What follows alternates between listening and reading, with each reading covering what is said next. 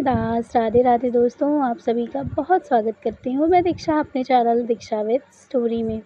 तो कैसे हैं आप सब, मुझे ज़रूर बताइएगा। दोस्तों, लड्डू गोपाल की लीलाएं तो आप सब ने बहुत सारी सुनी होंगी, क्योंकि हमारे लड्डू गोपाल जी लीलाएं ही ऐसे करते हैं कि उनकी लीलाओं को हर कोई सुनना पसंद करता है। मन ही नहीं हमारा भरता लड्डू गोपाल जी की लीलाओं को सुन करके। दोस्तों, आज मैं आपको लड्डू गोपाल जी की एक ऐसी लीला कथा सुनाने जा रही हूँ, जिसे सुन कर के ना आप खुद हैरान हो जाएंगे कि लड्डू गोपाल जी कैसे अपने भक्तों के साथ इतनी बड़ी अटखेलियाँ और लीलाएं करते हैं। तो चलिए जानते हैं। दोस्तों, आज की लीला कथा मुझे भेजी है स्नेहा जी ने। स्नेहा जी ने मुझे ये लीला कथा मध्य प्रदेश से भेजी है। स्नेहा जी कहती हैं कि मैं एक हाउसवाइफ हूँ और मेरा कोई बेटा नहीं है, मेरी 7 बेटियाँ हैं। और वो कहती हैं कि मेरी बेटियाँ सब 1-1 साल की ही, मतलब जैसे 1-1 साल के गैप पर ही है। मतलब जैसे उनकी एक बेटी 11 साल की है, तो एक 8 साल की है। इस तरह से उनकी सारी बेटियाँ हैं। तो उन्होंने बताया कि मेरी जो भी बेटियाँ हैं ना, सब बहुत ही ज़्यादा अच्छी हैं, बहुत खूबसूरत हैं। तो वो कहती हैं कि मैंने उनका नाम ही देवियों के नाम पर ही रखा हुआ है। तो स्नेहा कहती हैं कि मुझे बेटा नहीं है, क्योंकि बेटे का दुःख मुझे आज भी नहीं लगता, क्योंकि वो कहती हैं कि मुझे बेटा ना होने के बाद भी मुझे बेटियों का सुख मिला, और बेटियों के साथ-साथ मुझे लड्डू गोपाल जी का सुख मिला। वो कहती हैं कि मेरे घर परिवार में जब मुझे बेटा नहीं हो रहा था, तो सब लोगों ने मुझे कहा कि तुम्हें बेटा नहीं हो रहा है, तो तुम क्या करोगी? तुम तो एक बेटे को भी तो तुम नहीं जन सकी। इस तरह की बातें वो कहती हैं, मुझे ताने सुनने को मिलते। कहती बेटियाँ तो छोड़-छोड़ चली जाएँगी तुम्हें, फिर तुम्हारा सहारा कौन बनेगा? स्नेहा कहती हैं कि मुझे इन सब चीज़ों से बहुत दुःख होता था, मैं बहुत ज़्यादा दुखी होती थी, रोती भी थी। लेकिन मेरे हस्बैंड वो हमेशा मुझे कहते थे कि तुम परेशान मत हो, मैं हूँ तुम्हारे साथ। वो कहती हैं कि एक बार की बात है, हम लोग ऐसे ही बैठे हुए थे। मेरे मन में बार-बार बहुत ही अजीब तरह से उथल-पुथल मची हुई थी। ऐसा लग रहा था कि जैसे कुछ बुरा होने वाला है मेरे साथ। वो कहती हैं कि मैं बहुत रो रही थी, क्योंकि मुझे कोई बेटा नहीं था। तभी मेरे पड़ोस की एक आंटी आती हैं, वो मुझसे बात कर रही थी, तो मैंने उनके हाथ में देखा कि एक बहुत ही सुंदर से एक छोटे से भगवान जी हैं। वो कहती हैं स्नेहा कि तब मैं लड्डू गोपाल जी का नाम भी नहीं जानती थी। वो कहती हैं कि मैंने उनके हाथ में वो लड्डू गोपाल जी की बहुत ही सुंदर से विग्रह देखा, तो मैं बहुत ज़्यादा खुश हो गई। मैंने उनसे पूछा कि आंटी जी ये कौन है? तो वो कहने लगी कि बेटा ये हमारे घर के बेटे हैं। ये बात सुन कर के मुझे थोड़ा-सा आश्चर्य लगा, तो मैंने उनसे कहा कि क्या ये आपके घर के बेटे हैं? तो वो आंटी ने कहा हाँ बेटा, ये हमारे घर के बेटे हैं। यही हमारे घर की सारी देख-रेख करते हैं, सारे दुःख-सुख सब चीज़ के ये हमारे साथी हैं, और इनका नाम है माधव। तो वो कहती हैं कि अच्छा, आपके माधव तो बड़े सुंदर हैं, क्या मैं इनको हाथ में ले सकती हूँ? तो उन्होंने स्नेहा कहती हैं कि मैंने उन्हें हाथ में लिया, मैंने उनसे बहुत ज़्यादा लाड किया। उसके बाद वो कहती हैं कि मुझे उनको देने का ही मन नहीं कर रहा था। आंटी बहुत देर तक बैठी हुई थी, वो यही देख रही थी कि मैं लड्डू गोपाल जी को उनके हाथ में दे ही नहीं रही हूँ। तभी आंटी जी ने मुझसे कहा कि बेटा, अगर तुम्हें लड्डू गोपाल जी चाहिए तो मैं तुम्हें दिला सकती हूँ। ये सुन कर के स्नेहा मैंने कहती हैं कि मैंने झट से हाँ तो कर दी, लेकिन मुझे लगा कि मेरे अगर हस्बैंड ये बात जानेंगे तो वो मुझे कुछ कहेंगे तो नहीं, कुछ उन्हें बुरा तो नहीं लगेगा। उसके बाद स्नेहा कहती हैं कि आंटी मुझे ये चाहिए, लेकिन मैं अपने हस्बैंड से एक बार बात कर लूँगी, उसके बाद मैं लड्डू गोपाल जी को लूँगी। ये सुन कर के वो आंटी कहती हैं ठीक है बेटा। शाम होती है, स्नेहा कहती हैं कि मेरे हस्बैंड आते हैं, मैं उनसे बताती हूँ सारी बातें कि मुझे लड्डू गोपाल जी चाहिए। मेरे हस्बैंड सुन कर के कहते हैं कि कौन है लड्डू गोपाल जी, और वो क्यों तुम्हें चाहिए? तो स्नेहा कहती हैं क्योंकि वो उनके घर के बेटे हैं, और मैं भी चाहती हूँ कि वो भी मेरे घर के बेटे बने। ये सुन कर के उनके जो हस्बैंड थे वो हँसने लगते हैं। वो कहते हैं कि तुम भी पागल हो, और जो आंटी तुम्हें बता कर के गई हैं वो भी पागल हैं। तुम सारे के सारे पागल हो चुके हो। ऐसा कभी हो सकता है क्या कि किसी भी भगवान की मूर्ति उठा लाओ और तुमको वो कह दो कि तुम उनके भाई हो या तुम उनकी माँ बन गई हो? ये सुन कर के बहुत ज़्यादा दुखी हो जाते हैं स्नेहा। स्नेहा कहती हैं कि मैंने अपने हस्बैंड से उस दिन बात नहीं करी। 2 दिन पूरा बीत जाता है, मैं अपने हस्बैंड से बात नहीं करती हूँ। तभी मेरे हस्बैंड ने मुझसे कहा कि तुम मुझसे बात क्यों नहीं कर रही हो? उन्होंने कहा कि आपने मेरी भक्ति का, आपने मेरी भगवान का मज़ाक बनाया। मुझे कोई बेटा नहीं है, लेकिन मैंने तब भी आपसे कभी कुछ नहीं माँगा, लेकिन आज मैं आपसे लड्डू गोपाल जी माँग रही हूँ, तब भी आप मुझे इनकार कर रहे हैं और आप मेरा मज़ाक बना रहे हैं। इतना कह के स्नेहा कहती हैं कि मैं अपने कामों में लग जाती हूँ, मैं उनसे दोबारा कोई बात नहीं करती। स्नेहा कहती हैं शाम होती है, मेरे घर की डोरबेल बजती है और जब मैं सामने का नज़ारा देखती हूँ, तो मेरी आँखें फटी की फटी रह जाती हैं। स्नेहा कहती हैं मैंने देखा कि मेरे हस्बैंड जी के हाथ में एक छोटे से नहीं, बड़े से लड्डू गोपाल जी थे और एक सुंदर सी उनकी एक छोटी-सी भी विग्रह थी जो उनके साथ वो लेकर के आए थे। ये देख कर के मेरी खुशी का तो ठिकाना ही नहीं रहा। मैं कसकर अपने लड्डू गोपाल जी को लेकर के उनको गले लगा लिया और अपने हस्बैंड को भी गले लगा लिया। मैंने उनसे कहा कि आप तो, मैं आपको बता नहीं सकती कि मैं कितनी ज़्यादा खुश हूँ। हस्बैंड उनके कहते हैं कि लो, मैंने तुम्हारी इच्छा पूरी कर दी ना, अब तो तुम ये नहीं कहोगी कि आपने मेरी बात नहीं सुनी। स्नेहा कहती हैं कि फिर मैंने अपने हस्बैंड को बहुत ज़्यादा धन्यवाद बोला। उसके बाद फिर मैं लड्डू गोपाल जी को ही लिए रही। मेरी जितनी बेटियाँ थीं, साथ के साथों बेटियाँ मेरी मेरे साथ ही आकर के लड्डू गोपाल जी को वो भी खेलने, उनको खिलाने लगी, उनको बहुत ही अच्छे से उनको प्यार करने लगी। तो मैंने उनको बताया कि बेटा, ये आज से ये तुम्हारे भैया हैं, आज से तुम सब इनको भैया बोलोगी और ये तुम्हारे सबसे बड़े भाई हैं और तुम सारे लोग इनको राखी बांधोगी राखी पे। ये सुन कर के वो कहती हैं कि मेरी जितनी भी बेटियाँ थीं, वो बहुत ज़्यादा खुश हो जाती हैं, वो सब भैया बुलाने लगती हैं। वो कहती हैं कि मैंने लड्डू गोपाल जी का प्राण प्रतिष्ठा कराई, बहुत ही अच्छी तरीके से उनकी सारी पूजा पाठ करवाई। उसके बाद मैंने उनको अपने घर में स्थापित कर दिया और मैंने उन्हें अपना बड़ा बेटा और मेरी बेटियों ने उन्हें अपना भाई मान लिया था। इसी तरह से स्नेहा कहती हैं कि वक़्त कब बीतता गया, सारी चीज़ें इतनी अच्छी होती गईं, सारे दुःख ख़त्म हो गए ज़िंदगी के। उनके आने से ना, जैसे कहते हैं ना कि बहार आ गई, बस वही मेरी ज़िंदगी में बहार आ गई। लेकिन स्नेहा कहती हैं कि मेरी ज़िंदगी में एक दिन मुझे नहीं पता था कि कुछ ऐसा होगा जो मैं कभी हैरान, मतलब मैं हैरान हूँ वो सोच कर के, कुछ ऐसी घटना मेरे साथ घटी।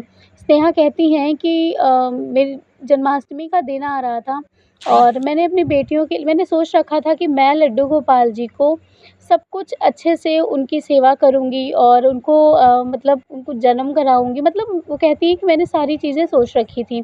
और तभी मैंने सोचा कि मैं अपने घर में अपनी बेटियों के लिए कुछ खरीद कर के ले आती हूँ। वो कहती हैं स्नेहा कि मैंने अपनी साथ के सातों बेटियों के लिए मैंने मतलब बहुत ही सुंदर सा मैंने पैर में जो उनकी पायल होती है, मैंने उनके लिए पायल वगैरह, मतलब पायल सबके लिए खरीदी।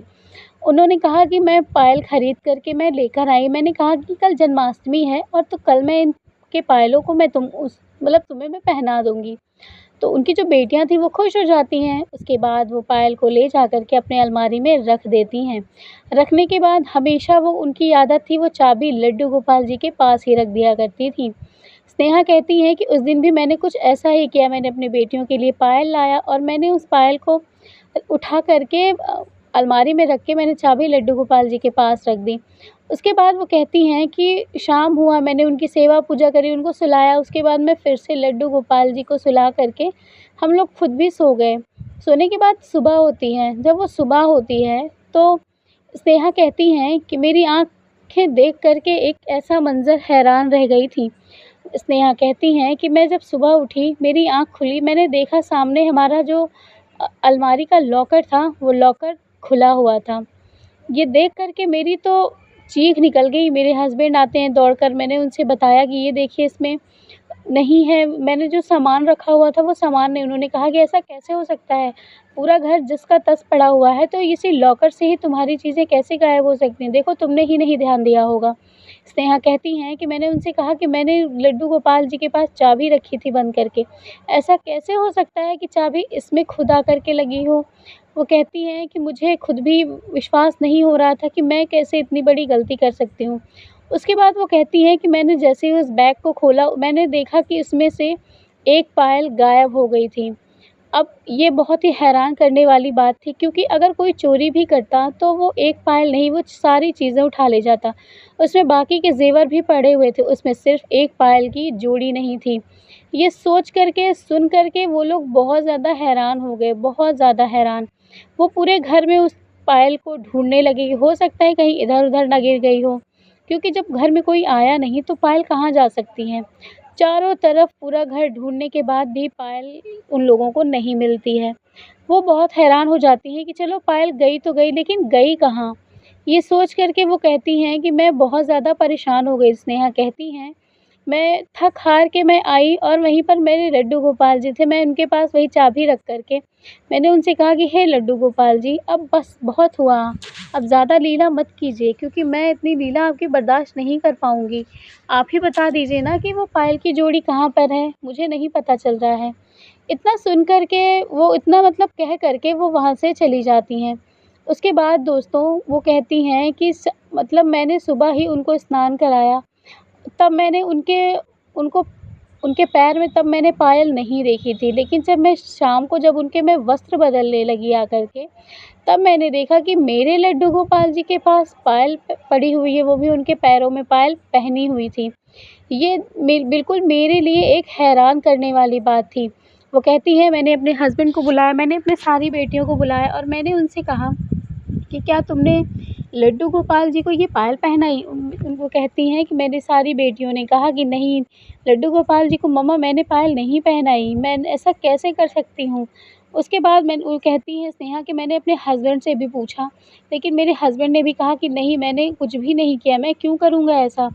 ये सब सोच-सोच कर के स्नेहा कहती हैं कि मेरा तो दिमाग ही घूम रहा था, मुझे समझ में ही नहीं आ रहा था कि ये कैसे हो सकता है कि मेरी रखी हुई अलमारी में पायल निकल कर साक्षात लड्डू गोपाल जी के पाँव में क्या कर रही थी, कैसे पहुँची और उन्होंने पहना कैसे? ये सब सोच वो कहती हैं स्नेहा कि ये सब मेरे लिए बिल्कुल हैरान करने वाला था। मुझे समझ ही नहीं आ रहा था कि मैं क्या करूँ?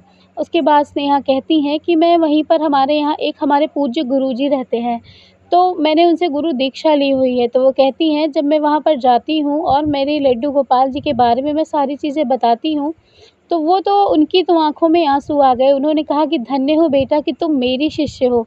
तुम्हारे घर में लड्डू गोपाल जी ने साक्षात सांवरिया ने तुम्हारे घर में आकर के इतना बड़ा लीला रचा। ये तो मुझे बिल्कुल समझ में ही नहीं आ रहा है। ये तो बिल्कुल हैरान करने वाली बात है। ये सब सोच कर के वो कहती हैं कि मैं खुद हैरान हूँ कि ऐसा कैसे हो सकता है। मैं बहुत ज़्यादा हैरान थी। मैं घर आई, मैंने अपने हस्बैंड से ये बात बताई। मैंने उनसे कहा कि मैंने साक्षात लड्डू गोपाल जी के पैर में वो पायल पहनी देखी और मैं गुरुजी से ये बात पूछने के लिए गई। तो गुरुजी ने पता है क्या कहा? उन्होंने कहा कि आप तो लड्डू गोपाल जी की इतनी बड़ी भक्त हो बेटा। मैं इतने दिनों से उनके ही नाम जप, उनकी मालाएँ कर रहा हूँ, लेकिन आज तक मुझे कभी उन्होंने दर्शन नहीं दिए, लेकिन तुम्हारे घर में उन्होंने इतनी बड़ी लीला की। ये बहुत ही खुशी की बात है। तुम्हारे घर में लड्डू गोपाल जी की बहुत बड़ी कृपा है बेटा। तो फिर उन्होंने कहा कि आपने एक काम नहीं किया। तो मैंने उनसे पूछा कि क्या? तो वो उन्होंने जो भी बताया, उन्होंने कहा कि बेटा आप एक चीज़ ज़रूर किया करिए, जब भी आप कोई भी चीज़ें खरीद कर लाया करिए, तो आप अपने लड्डू गोपाल जी के लिए भी लेकर आया करिए। आपने उनको क्या माना है? आपने उनको अपना बड़ा बेटा माना है ना? तो जो बड़ा बेटा होता है घर का, वो तो सबसे बड़ा होता है और सबसे पहले उसको चीज़ें मिलनी चाहिए। तो इसीलिए आपने अपनी बेटियों के लिए तो पायल बनवाया, लेकिन लड्डू गोपाल जी के लिए तो कुछ भी नहीं बनवाया। बस इसीलिए हमारे कान्हा ने ऐसी लीला रची। तो दोस्तों, ये थी कहानी स्नेहा जी की। आप सभी को कैसी लगी मुझे ज़रूर बताइएगा। स्नेहा जी ये भी मुझसे कहती हैं कि मैं बहुत ही ज़्यादा खुश हूँ कि मेरे घर में ही मेरे लड्डू गोपाल जी ने मेरे साथ ऐसी लीला की। उसके बाद मैंने उनके पाँव से वो पायल कभी नहीं उतारी। उसके कुछ समय के बाद उन्होंने ये भी कहा दोस्तों कि उन्होंने उनके लिए कुंडल बनवाया है जो बहुत ही सुंदर है, और वो अपनी बेटियों के लिए जो भी बनवाती हैं सबसे पहले वो लड्डू लाला के लिए बनवाती हैं और वो बहुत खुश हैं। वो कहती हैं जितना मैं अपने लड्डू गोपाल जी को देती हूँ ना, उससे ज़्यादा भर-भर कर के वो मुझे देते हैं और इसीलिए मैं बहुत ज़्यादा खुश हूँ। मैं उनकी बहुत सेवा करती हूँ क्योंकि मेरे कान्हा जी की कृपा मुझ पर बनी हुई है। तो दोस्तों, ये थी स्नेहा जी की कहानी जो उन्होंने मुझसे शेयर करी। आप सभी को कैसी लगी मुझे ज़रूर बताइएगा। तो आप सभी को क्या लगता है कि क्या सच में लाला ऐसा करते हैं? क्या सच में ऐसा होता है? अगर होता है तो आप लोग मुझे ज़रूर बताइएगा और कमेंट बॉक्स में राधे राधे ज़रूर लिख दीजिएगा। और आपके पास भी लड्डू गोपाल जी से जुड़ी कोई भी लीला कथा हो दोस्तों, तो आप मुझसे शेयर ज़रूर कर सकते हैं जैसे बाकी लोग शेयर करते हैं। आप मेरे डिस्क्रिप्शन बॉक्स में जाएँगे, आपको मेरी इंस्टाग्राम आईडी उसी पर मिल जाएगी। आप उसे क्लिक करिए, आप डायरेक्टली इंस्टाग्राम पे पहुँचेंगे और आप मुझे अपनी कहानी वहाँ पर अपनी वॉइस ओवर कर सकते हैं या मुझे लिख कर के भेज सकते हैं। तो दोस्तों ये थी आज की लीला कथा। पसंद आई हो तो लाइक करिएगा, चैनल को सब्सक्राइब करिएगा, वीडियो को लाइक करके शेयर ज़रूर कर दीजिएगा। चलिए मिलूँगी दोस्तों लड्डू गोपाल जी की नई लीला कथा के साथ। तब तक के लिए राधे राधे, जय श्री कृष्ण।